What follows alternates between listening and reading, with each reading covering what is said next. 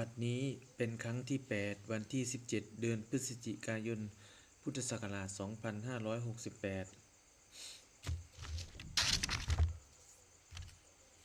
ข้าพเจ้านายธีรวงศ์ หยุดพิมาย ขอเปล่งวาจาสาธยายพุทธมนต์ ถวายเป็นพุทธบูชา ธรรมบูชา สังฆบูชา และเป็นอาจาริยบูชา แด่องค์พระควมปติเถระเจ้า องค์หลวงปู่สำเร็จรุ่น หลวงปู่บุญเดช หลวงปู่ศิลา ตลอดทั้งครูบาอาจารย์ผู้เป็นเจ้าของวิชาจินดามณี ขอเทพเทวดาเจ้าทั้งหลายโปรดจงมาอนุโมทนาในการสวดสาธยายของข้าพเจ้านี้ ขออนุภาพคุณพระรัตนตรัยครูบาอาจารย์และเทพเทวดาทั้งหลายโปรดจงบันดาลให้จิตของข้าพเจ้าเป็นสมาธิอันควรแก่การสวดสาธยายมนต์ต่อไป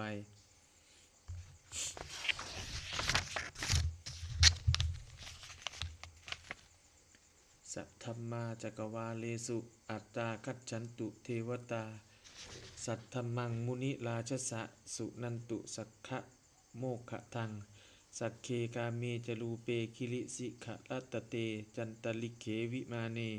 ทีเปรตเตจคาเมตลุวนะคะหะเนเคหะวัตถุมหิเกเต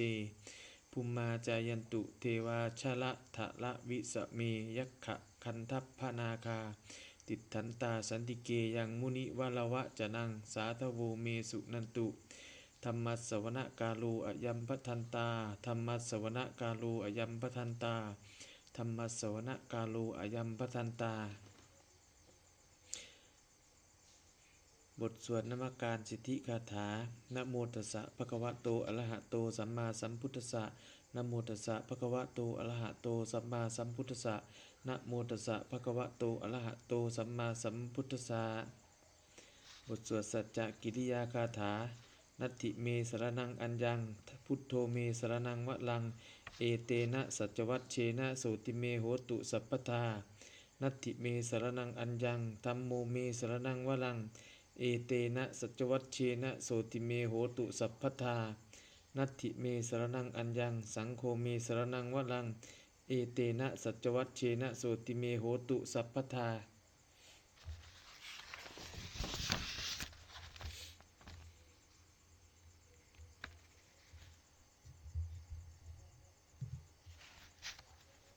บทสวดมหา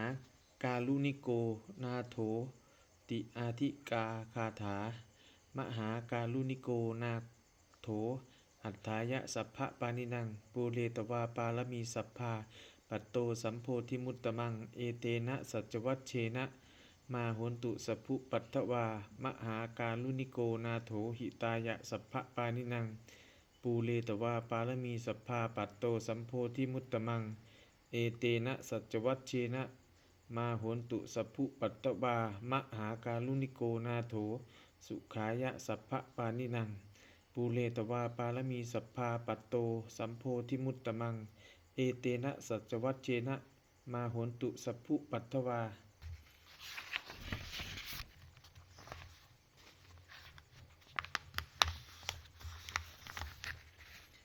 บทสวดมหาสมัยสูตรเอวัมเมสุตังเอกังสมยังภควาสักเกสุวิหรติกปิละวัตถุสมิงมหาวเนมหตาภิกขุสังเคนะสัตถิงปัญจมัตเตหิภิกขุสเตหิสัพเพเหวะอรหันเตหิทะสหิจะโลกธาตุหิเทวตาเยปุยเยนะสันนิปติตาโหนติภะคะวันตังทัสนายะภิกขุสังกัจจะอัทโขจะตุนังสุทธาวาสกายิกานังเทวานังเอตะทะโหสิอะยังโขภควาสเกสุวิหรติกปิละวัตถุสมิงมหาวเนมหตาภิกขุสังเคนะสัตถิงปัญจมัตเตหิภิกขุสเตหิสัพเพเหวะอรหันเตหิทะสหิจโลกธาตุหิเทวตาเยปุยเยนะสันนิปติตาโหนติภะคะวันตังทัสนายะภิกขุสังกัจจะยันนูนะมะยัมปิเยนะภควาเตนุปสังกเมยะเตนุปสังกเมยามะอุปสังกมิตวาภควะโตสันติเกปัญเจกะคาถาภาเสยามาติอัฏฐาโคอัตโขตาเทวตาเสยะถาปินามะพะละวาปุริโสสัมมัจจิตัง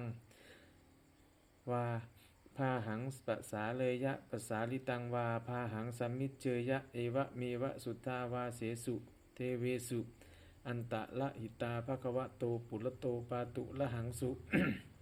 อะตะโขตาเทวตาภควันตังอภิวาเทตวาเอกะมันตังอัตถังสุเอกะมันตังทิตาโขเอกาเทวตาภควะโตสันติเกอิมังคาถังอภาสิมหาสัมมโยปะวะนัสสมิงเทวกายาสมาคตา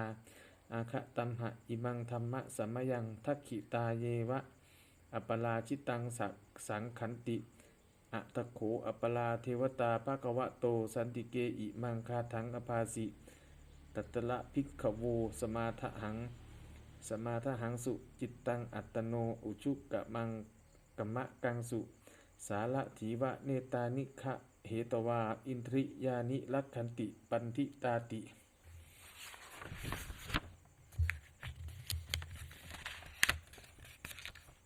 อะตะโขอัปปลาเทวตาภควะโตสันติเกอิมังคาถังอภาสิเชตวาขีลังเฉตวาปริขังอินทะขีลังโอหัจจะมะเมชาเตจลันติสุทาวิมลาจักขุมัตตาสุทันตาสุสูนาคาติอะตะโขอัปปลาเทวตาภควะโตสันติเกอิมังคาถังอภาสิเยเกจิพุทธังสรณังคตาเสนเตขมิสสันติอปายะภูมิงปะหายะมานุสังเทหังเทวกายังปริปูเลสันติติอะตะโขภควาภิกขุอามันเตสิเยปุยเยนะภิกขเวทะสสุโลกธาตุสุเทวตาสันนิปติตาโหนติตถาคตังทัสสนายะภิกขุสังกัจจะเยปิเตภิกขเวอเหสุงอติตะมัทธานังอรหันโตสัมมาสัมพุทธาเตสัมปิภควันตานังเอตะปรมาเยวะเทวตาสันนิปติตาอเหสุงเสยยะทาปิไมหังอะเอตะละหิเยปิเตภิกขเวปวิสันตินาคะตะมัทธานังอรหันโตสัมมาสัมพุทธาเตสัมปิภควันตานังเอตะปรมะเยวะเทวตาสันนิปติตาภวิสันติเสยยะทาปิไมหังเอตะละหิอาจิกิสสามิภิกขเวเทวกายานังนามานิกิตตยิสสามิภิกขเวเทวกายานังนามานิเทสิสสามิภิกขเวเทวกายานังนามานิตังสุนาถสาธุกังมณสิกะโลทะภาสิสสามิติเอวัมพันเตติโขเตภิกขุภควะโตปัจจัสโสสุงภควาเอตะโทจะ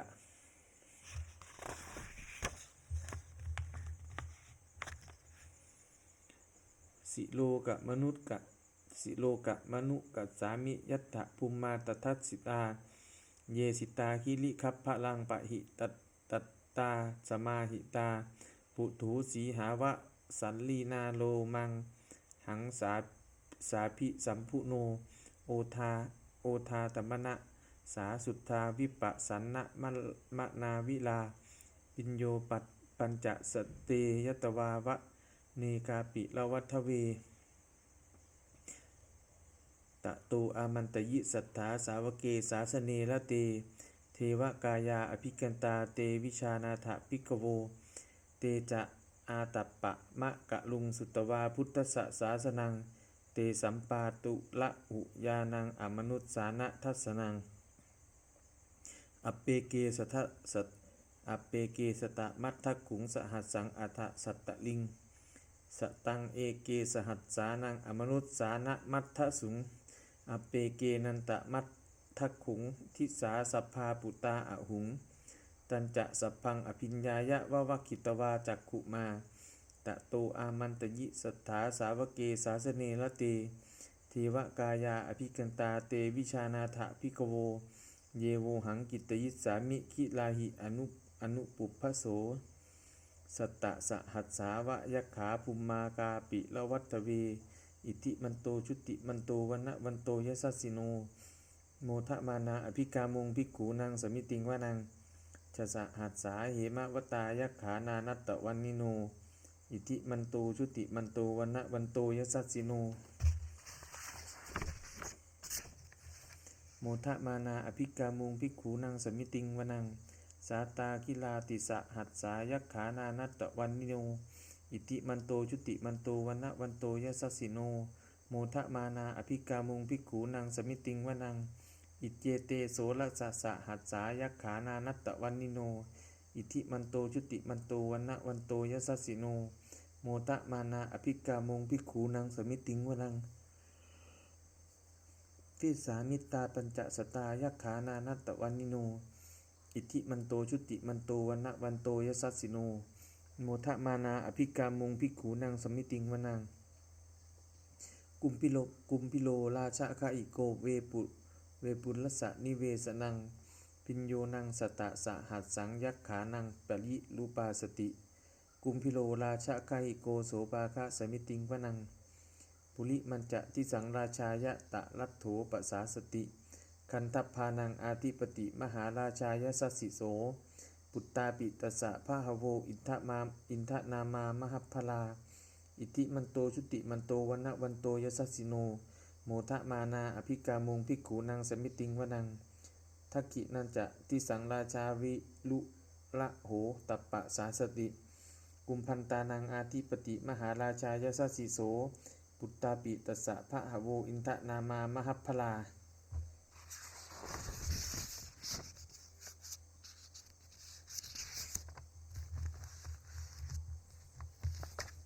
อิทิมันโตชุติมันโตวันนะวันโตยสัสสิโนโมทะมานาอภิกามุงภิกขุนังสมิติงวนังปัญฉิมันจะปัจฉิมันจะทิสังราชาวิรูปัคโขปสาสตินาคานังอาทิปติมหาราชายสัสสิโสปุตตาปิตสะพะหะโวอินทนามามหัพพลาอิทิมันโตชุติมันโตวันนะวันโตยสัสสิโนโมทะมานาอภิกามุงภิกขุนังสมิติงวนังอุตตะลัญจะทิสังราชากุเวโลตัปปะสาสติยักขานังอาทิปติมหาราชายสัสสิโสปุตตาปิตสะพะหะโวอินทนามามหัพพลาอิทิมันโตชุติมันโตวันนะวันโตยสัสสิโนโมทะมานาอภิกามุงภิกขุนังสมิติงวนังปุลิมมะทิสังทัตตะลัตโถทักขิเนนะวิลุละหะโกอัจฉิเมนะวิลูปัคโขกุเวโลอุตตรังทิสังจัตตาโลเตมหาราชาสมันตาจาตุโลทิสาทัตถันละมานาอัตถังสุวเนกาปิละวัฏเวเตสังมายาวิโนทาสาอาคูวัตวันจะนิกาสถามายากุเตนตุเวเตนตุวิภูจะวิภูโตสหะจันทโนกามะเสโถจะกินนุคันตุนิคันตุจะปะนาโทโอปะมัญโยจะเทวสูโตจะมาตะลีจิตตะเสโนจะคันทัพโพนโลราชาชโนสโพ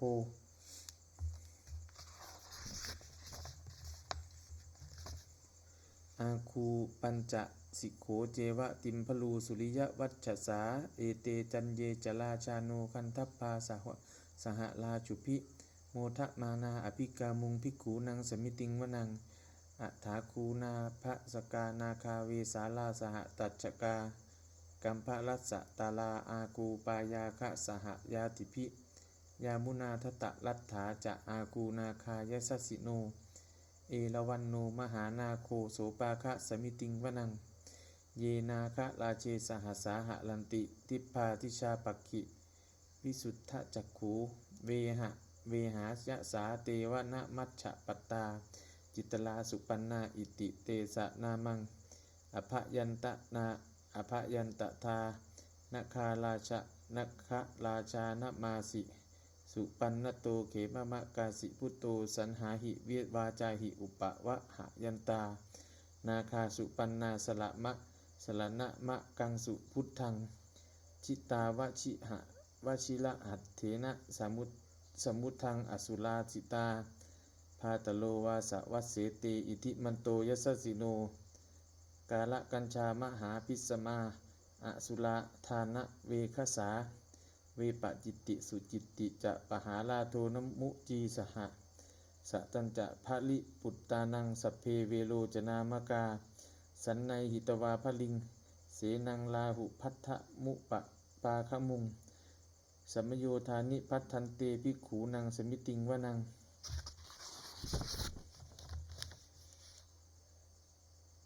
อาโปจะเทวาปัตวีจะเตโชวายโยตถาคมุงวรุณาวารุณาเทวาสะโสโมจะยะสะโสโมจะยะสะสาสหะเมตตากรุณากายิกาอาคูเทวายสัสสิโน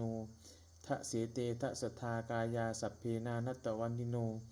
อิทิมันโตชุติมันโตวันนะวันโตยัสสสิโนโมทะมานาอภิกามุงภิกขูนังสมิติงวนังเป็นทูจเทวาสหลีจะอาสมาจะทุเวยุมายมา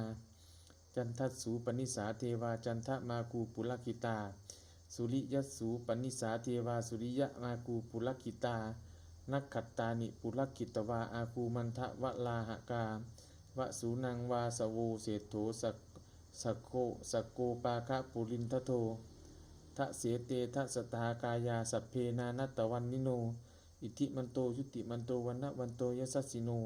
โมทะมานาอภิกามุงภิกขูนังสมิติงมนังอะถาคูสหภูเทวาชละมัคคิสิขาลิวะอลิทธกาจโลชาจะอุมมาปุภะนิพาสิโนวัลุนาสหธรรมาจะอัจจุตาจะอเนชกาสุเลยะลุจิลาอากูวาสวเนสิโนทะเสเตทะสทากายาสัพเพนานัตตวันนิโนอิทิมันโตชุติมันโตวันนะวันโตยัสสสิโนโมทะมานาอภิกามุงภิกขูนังสมิติงวนังสมานามหาสมานามานุสามานุสุตตมาหิทธาปตูสิกาอาคูมโนปตูสิกาอัฏฐาคูหะระโยเทวาเยจะโลหิตะวาสิโนปาลคามหาปาลคาอาคูเทวายสัสสิโนทะเสเตทะสัทธากายาสัพเพนานัตตวันนิโนอิทิมันโตจุติมันโตวันนะวันโตยัสสสิโนโมทะมานาอภิกามุงภิกขูนังสมิติงมนังสุกากลุมหาอรุณาอาคูเวคะนัสสาสหะโอทาตะไคหาปาโมกขาอาคูเทวาวิจักกนาสัทธามัตตาหาละคชามิสกาจะยสัสสิโนทานยังอาคาปจุนโนโยทิสาอ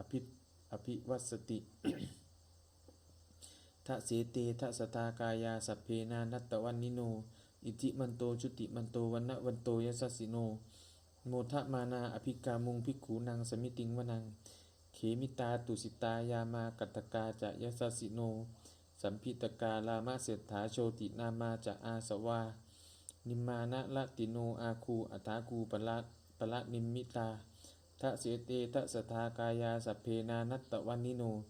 อิติมันโตจุติมันโตวันนะวันโตยัสสสิโนโมทะมานาอภิกามุงภิกขูนังสมิติงวนัง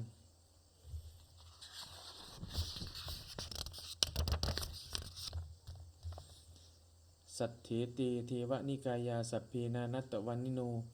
นามันวะเยนะอาคันจุงเยจันเยสติสาสหะปวุฒะชาติมัคขีลังโอขะตินนะมัตนาสวังทักเขโมขะตะลังนาคังจันทังวะอสิตาติตังสุภุมมาปรมัตโตจะปุตตาอิทิมัตโตสหสันนังกุมาโลติโสจะโสปาคะสมิติงวนังสหัสสะพัมมะโลกานังมหาพัมมาพิติทติอุปปันโนชุติมันโตพิสมากายโยยัสสสิโสทะเศรษฐะอิสลาอาคูปัจเจกะวะสวัตติโนเตสัญญะมัชฌโตอาโคมหาลิโตปริวาลิโตเตจะสเพอภิกันเตสินเทเทเวสภัมมะเกมาละเสนาอภิกามิปัสสะกันหัสสะมันทิยังเอทะคันหัตถะพันทถะลาเคนะพันธะมัตถุโวสมันตาปาลิวาเลทะมาโวมุนจิตตะโกจินังอิติตัตถะมหาเสโนกัตหะเสนังปเสสติปเสสยิปานานิตาตะละมาหัจจาสลังกัตวานะเพระวังยถาปาวุสโกเมโคทนะยันโตสวิจุโกตถาโสปัจจุปาจโตส ตถาโสปัจจุทาวติสังกุโทอัสยังวเสตัญจะสัพพังอภิญญายะวะวัคคิตวานะจักกุมาตโตอามันตยิสัทธาสาวเกสาสเนละเตมาละเสนาอภิกันตาเตวิชานาถภิกขโว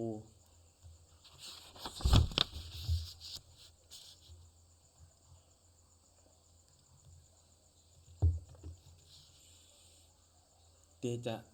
อาตัปปะมะกะลุงสุตวาพุทธศาสนังวีตะลาเกหิปักกามุงเนสังโลมปิอินชยุงสัพเพวิชิตะสังคามาพยาติตายสัสสิโนโมทันติสหภูเทติสาวกาเตชะเนสุตาติบทสวดจุลชัยปรกรณ์นะโมเมพุทธเตชะสาระตะนะตะเยธัมมิกาเตชะปสิทธิปสีเทวานาลายะปรเมสุลาสิทธิปัมมาจะอินทาจตุโลจตุโลกาคัมภีลักขกาสมุทธาภูตังคังคาสะจะสัมมัมมะชัยยะปสิทธิวะภวันตุเมชัยยะทลนีอุทัตถินาทีชัยยะขะคนละตนนิสัยขะคนละตนละนิสัยนิไลเสเสนะเมลุราชพละนะราชีชัยยะคัมภีละโสมพีนาเคนธนาคีปีศาจตุจะภูตะกาลีชัยยะทุนนิมิตาโลคีสิงคีสุธาธานะมักนมุขชาชัยยะวรุณมุขะสาตาชัยยะจำปาทินานะกุละคันถุกชัยยะคัจจคนนะตุลงสุกละผู้จงสีหพยัคคาทีปาชัยยะวรุณมุขยาตาชิตะเสนาลีปุณสุธีนลาดีชัยยะสุขาชีวีชัย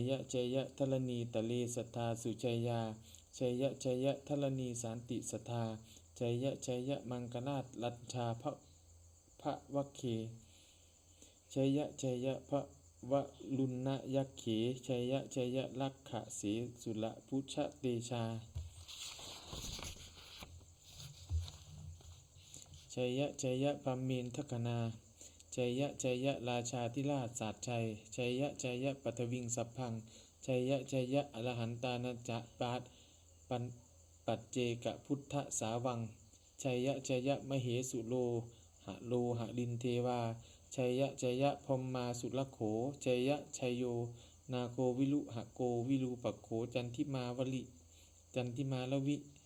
อินโทจะเวนะเตยโยจะกุเวโลวัลุโนปิจะอกิวายโยจะปาจุนโนกุมาโลทัตตะรัตถโกอัฏฐาลัสสะมหาเทวาสิทธิตาปัสสะอาทโยอิสิโนสาวกาสัพพาชัยยะลาโมภวันตุเตชัยยะธัมโมจะสังโฆจะทัสสะปาโลจะชัยยะกังเอเตนะชัยยะเตเชนะชัยยะโสตีภวันตุเมเอเตนุพุทธเตเชนะโหตุเตชัยยะมังคลัง ชัยโยปิพุทธสสิริมโตอายังมาลสะจะปาปิมโตปะลาชโยอุโคสยัมโพธิมันเตปโมทิตาชัยยะตถาพัมมะคณาปเหสิโนชัยโยปิพุทธสสิริมโตอายังมาลสะจะปาปิมโตปะลาชโยอุโคสยัมโพธิมันเตปโมทิตาชัยยะตถาอินทคณามเหสิโนชัยโยปิพุทธสสิริมโตอะยังมาลสะจะปาปิมโตปลาชโยอุโคสยัมโพธิมันเตปโมทิตาชัยยะตถาเทวคณามเหสิโนชัยโยปิพุทธสสิริมโตอะยังมาลสะจะปาปิมโตปลาชโยอุโคสยัมโพธิมันเตปโมทิตาชัยยะตถาสุปันนะคณามเหสิโนชัยโยปิพุทธสสิริมโตอะยังมาลสะจะปาปิมโตปลาชโยอุโคสยัมโพธิมันเตปโมทิตาชัยยาตถานาคะนามเหสิโน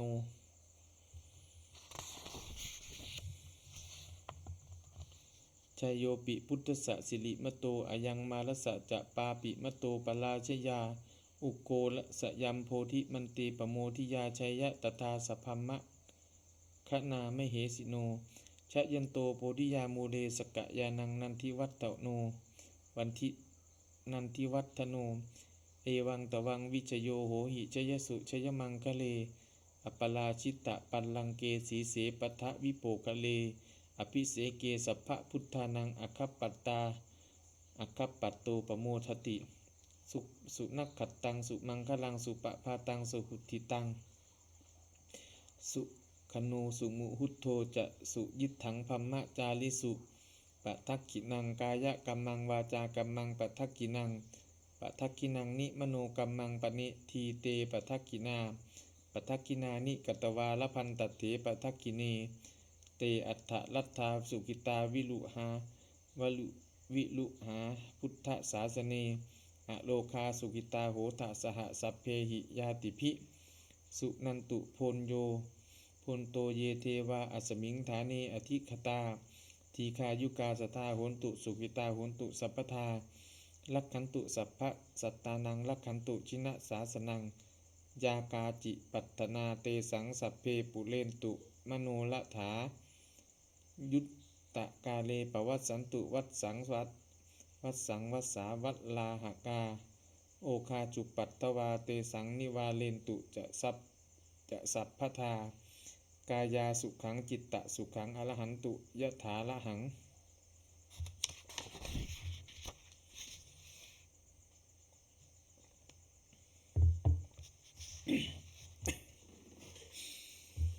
บทสวดธรรมนิยามะสุตตังเอวัมเมสุตังเอกังสมยังภควาสาวัตติยังวิหารติเชตวเนอนาคปินทิกัสสะอาราเมตัตตะละโขภควาภิกขุอามันเตสิภิกขโวติพระทันเตติเตภิกขุภควะโตปัจจโสสุงภควาเอตทโวจะอุปปาทาวาภิกขเวตถาคตานังอนุปปาทาวาตถาคตานังทิตาวะสาธาตุสัพธรรมัตถิตตาธรรมนิยามตาสัพเพสังขาราอนิจจติตังตถาคโตอภิสัมพุจจติอภิสเมติอภิสัมพุจิตวาอภิสเมตวาอาจิคติเทเสติปัญญเปติปัฏฐเปติวิวะลติวิภัจติอุตตานีกโลตีสัพเพสังขาราอนิจจติอุปปาทาวาภิกขเวตถาคตานังอนุปปาทาวาตถาคตานังทิตาวะสาธาตุธรรมัตถิตตาธรรมนิยามะสัพเพสังขาราทุกขาติตังตถาคโตอภิสัมพุจจติอภิสเมติอภิสัมพุจิตวาอภิสเมตวาอาจิคติเทเสติปัญจเปติปัฏฐเปติวิวะลติวิภัชติอุตตานีกโลติสัพเพสังขาราทุกขาติอุปปาทาวาภิกขเวตถาคตานังอนุปปาทาวาตถาคตานังทิตาวะสาธาตุธรรมัตถิตตาธรรมนิยามะสัพเพธัมมาอนัตตาติตังอัฏฐาคโตอภิสัมพุจจติอภิสเมติ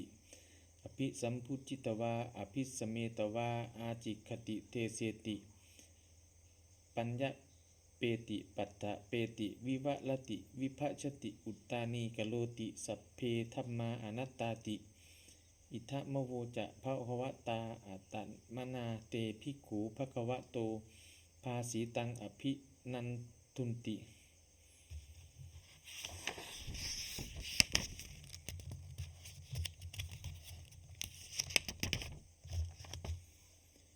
บทสวดพัทเทกะรัตตะคาถา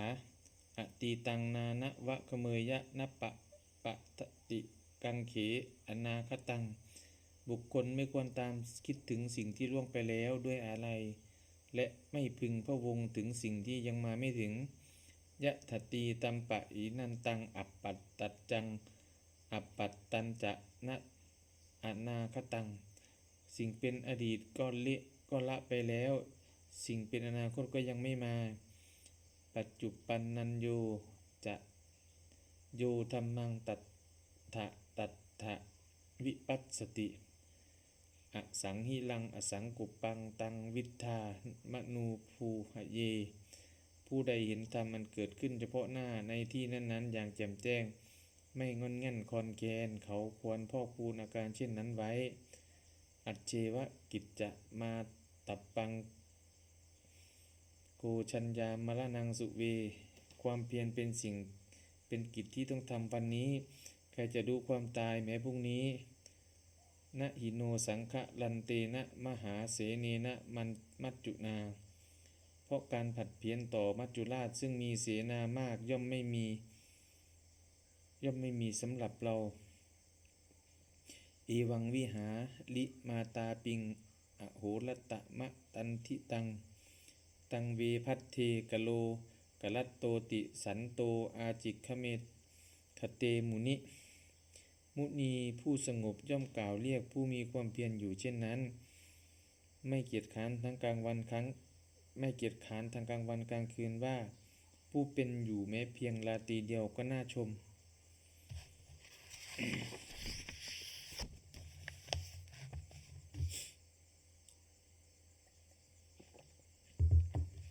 บทสวดธรรมะสังเวคะปัจจะเวคขณะสัพเพสังขาราอนิจจาสังขารคือร่างกายจิตใจและรูปธรรมนามธรรมทั้งหมดทั้งสิ้นมันไม่เที่ยงเกิดขึ้นแล้วดับไปมีหายไป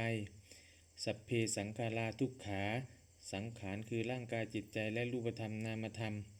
ทั้งหมดทั้งสิ้นมันเป็นทุกข์ทนยากเพราะเกิดขึ้นแล้วแก่เจ็บตายไปสัพเพธัมมาอนัตตาสิ่งทั้งหลายทั้งปวงทั้งที่เป็นสังขารและไม่ใช่สังขารทั้งหมดทั้งสิ้นไม่ใช่ตัวไม่ใช่ตนไม่ควรถือว่าเราไม่ควรถือว่าเราว่าของเราว่าตนของเราทุวังชีวิตังชีวิตเป็นของไม่ยั่งยืนทุวังมรณังความตายเป็นของยั่งยืนวัดสังมยามะลิตับพังอันเราจะพึงตายเป็นแท้มรณะปริโยสานังเมชีวิตังเมอนิยตังมรณะปริโยสานังเมชีวิตังชีวิตของเรามีความตายเป็นที่สุดรอบชีวิตังเมอนิยตังชีวิตของเราเป็นของไม่เที่ยงมรณังเนมิยตังความตายของเราเป็นของเที่ยงวัตตะควรที่จะสังเวชยังกายโยอจิรังร่างกายนี้ไม่ได้ตั้งอยู่นานเปตะวิญญาโนขันธ์ปราศจากวิญญาณ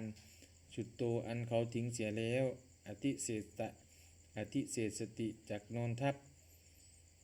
ปัทวิงซึ่งแผ่นดิน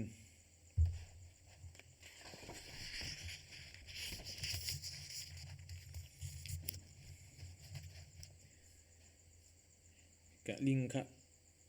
คะลังอิวะประดุจดังว่าท่อนไม้และท่อนฟืนนิรัตถังหาประโยชน์มิได้อนิจจาวัฏสังขาราสังขารทั้งหลายไม่เที่ยงหนออุปปาทวยธรรมิโนมีความเกิดขึ้นแล้วมีความเสื่อมไปเป็นธรรมดาอุปัชชิตวานิรุชชันติขันเกิดขึ้นแล้วย่อมดับไปเตสังวูปสโมสุขโขความเข้าไปสงบระงับสังขารทั้งหลายเป็นสุขอย่างยิ่งสัพเพสัตตามะลันติจะสัตว์ทั้งหลายทั้งปวงกำลังตายอยู่มะลิงสุจะมลิสเลที่ตายแล้วและกำลังจะตายตเถวะหังมลิสามิเราก็จะตายอย่างนั้นเหมือนกันนัตถิเมเอถะสังสโยความสงสัยในความตายนี้ย่อมไม่มีแก่เราเลย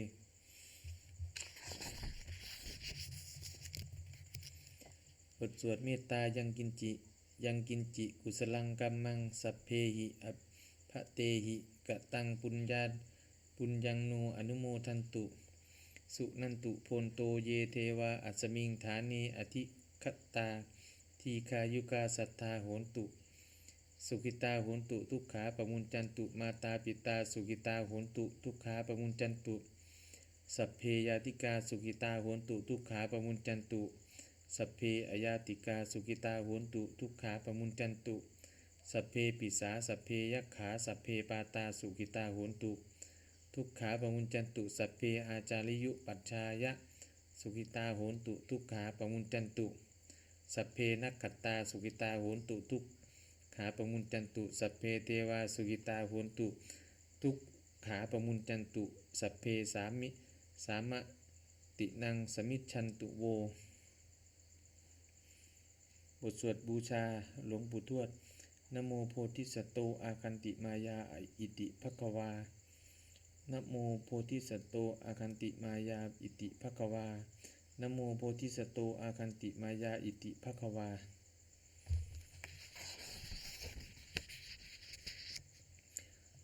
ปฏิทานะคาถายาเทวตาสันติวิหารวาสินีถูเปกะเลโพธิกะเลตะหิงตาธรรมทาเนนะภวันตุปูชิตาโสติงกะโลนเตทะวิหารมันทะเลเทลาจะมัชชานวกาจะภิกขโวสาลามิกาทานะปฏิอุปาสกาคามาจะเทสานิคมาจะอิสลาสัปป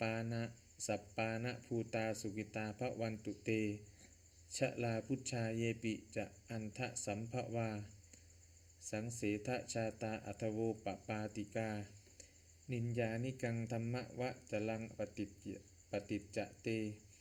สัพเพปิทุกขสะกะโลนตุสังขยังทาตุจิลังสตังธัมโมธัมมัทธลาจะปุกขลาสังโฆโหตุสมโควาอัตถยาจะหิตายะจะอัมเหลักขตุสัตธัมโมสัพเพปิธัมมจาริโนวุติงสัมปาปุเนยามะธัมเมอริยปเวทิเนอริยปเวทิเตปะสันนาโหนตุสัพเพปิปานิโนพุทธศาสเนสัมมาทาลังปเวชจันโตกาเลเทโวปวัสสตุวุธิภาวายะสัตตานังสมิทังเนตุเมทะนิงมาตาปิตาจะอัตละชังนิจจังลักขันติปุตตะกังเอวังธัมเมนะราชาโนปชังลักขันตุสัพพทา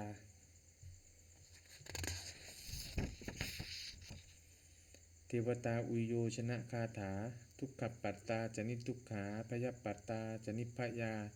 โสกปัตตาจนิโสกาโหนตุสัพเพปิปานิโนเอตวตาจะอัมเหหิสัมภตังปุญญสัมปทังสัพเพเทวานุโมทันตุสัพพะสัพปัตติสิทธิยาทานังสทันตุสัทธายะสีลังลักขันตุสัพพทาภาวนาพิรตาโหนตุคัจฉันตุเทวตาคตาสุมังกลคาถาโหตุสัพพังสุมังคลังลักขันตุสัพพเทวตาสัพพพุทธานุภาเวนะโสติโหนตุนิรันตรังโหตุสัพพังสุมังคลังลักขันตุสัพพเทวตาสัพพธรรมานุภาเวนะโสติโหนตุนิรันตรังโหตุสัพพังสุมังคลังลักขันตุสัพพเทวตาสัพพสังฆานุภาเวนะโสติโหตุนิรันตรังสัพเพพุทธาปรัปปัตตาปัจเจกานันจะยังพลังอรหันตานันจะเตเชนะลักขังพันธามิสัพพโสสัพเพพุทธาปรัปปัตตาปัจเจกานันจะยังพลังอรหันตานันจะเตเชนะลักขังพันธามิสัพพโสสัพเพพุทธาปรัปปัตตาปัจเจกานันจะยังพลังอรหันตานันจะเตเชนะลักขังพันธามิสัพพโสสัพเพพุทธาปรัปปัตตาปัจเจกานันจะยังพลังอรหันตานันจะลักขังพันธามิสัพพโสสัพเพพุทธาปรัปปัตตาปัจเจกานันจะยังพลังอรหันตานันจะเตเชนะลักขังพันธามิสัพพโส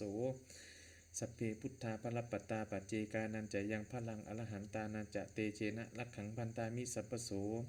สัพเพพุทธาปรัปปัตตาปัจเจกานันจะยังพลังอรหันตานันจะเตเชวะลักขังพันธามิสัพพโส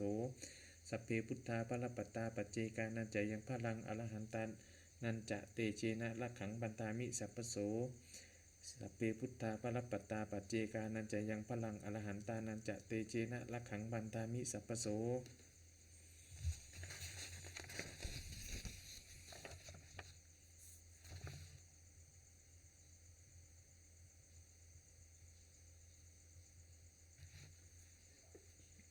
ด้วยอำนาจแห่งบุญกุศลที่ข้าพเจ้าได้สวดสาธยายพระพุทธมนต์นี้